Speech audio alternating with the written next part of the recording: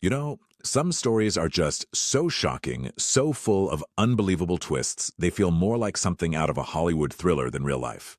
Today, we're diving into one of those cases, a story of stolen identity, hidden crimes, and a web of lies so tangled it took decades to unravel. This is the truly unbelievable case of Sharon Marshall. So let's just start with this chilling threat. This was spoken by a man named Franklin Floyd about the woman everyone knew as Sharon Marshall. And really, it was a dark promise that foreshadowed a tragedy nobody could have possibly imagined.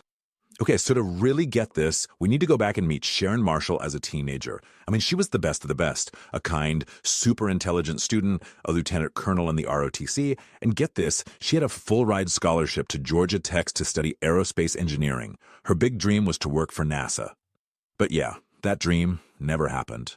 Sharon never made it to college. Why? Well, during her final months of high school, she was secretly pregnant. She ended up giving the baby boy up for adoption, and that experience just completely derailed her life plans. That bright future was suddenly gone. So, with her college dreams totally dashed, Sharon looked for a fresh start in Tampa, Florida. But here's the thing, she wasn't alone.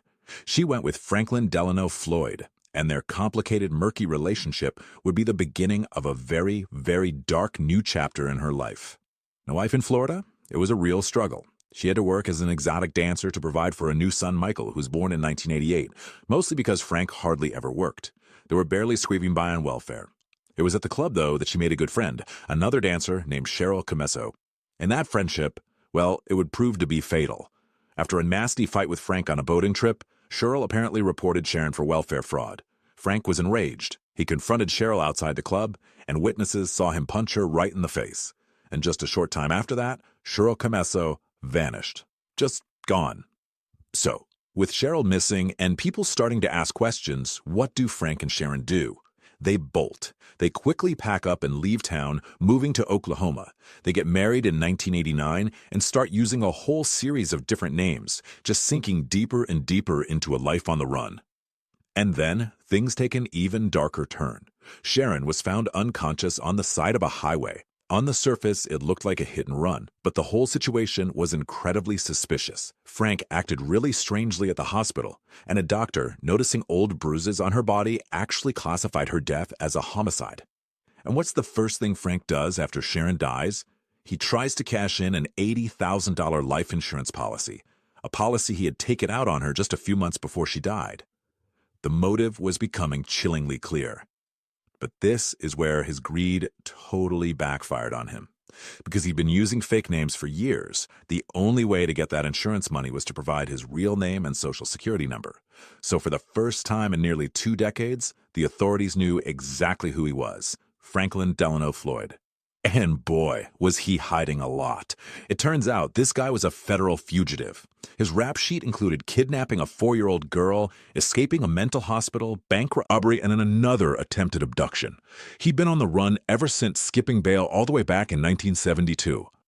All right, so with Frank now in prison for all those past crimes, Sharon's young son Michael was placed in foster care. And that's when a DNA test confirmed something absolutely shocking. Franklin Floyd was not Michael's biological father. 4 years later, Frank gets out of prison.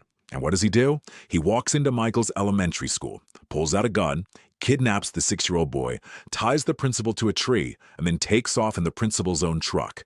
It's just unbelievably brazen. So a frantic nationwide search begins. They catch Frank 2 months later, but there's no sign of Michael. And when the police ask him where the boy was, Frank just coldly replied, "It's none of your business where he is." It feels like they've hit a wall, right? The case just goes cold. Until a mechanic in Kansas buys a stolen truck at an auction, a truck that Frank had abandoned. And inside, he finds a large envelope, an envelope with 97 horrifying photographs inside. These photos, they were gruesome. They graphically documented the beating and murder of Cheryl Camesso, finally solving the mystery of her disappearance from Florida years ago. Based on this, Frank was convicted of her murder and sentenced to death. But the envelope held one more, even more disturbing secret.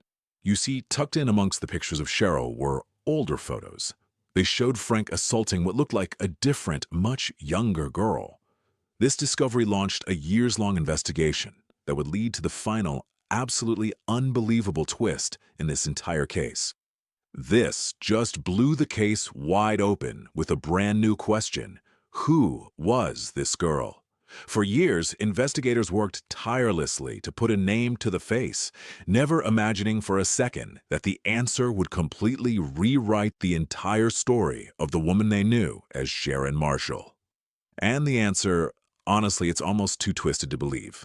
The young girl in those photos was Sharon herself.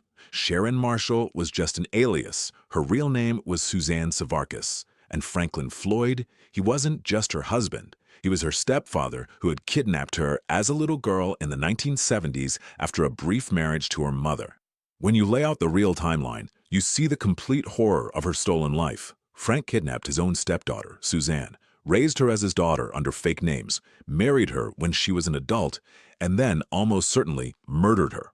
Her true identity wasn't confirmed until 2014, nearly 25 years after she died.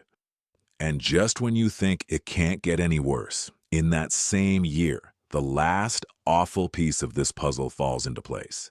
After nearly 20 years of lies, Frank confessed to what everyone had feared.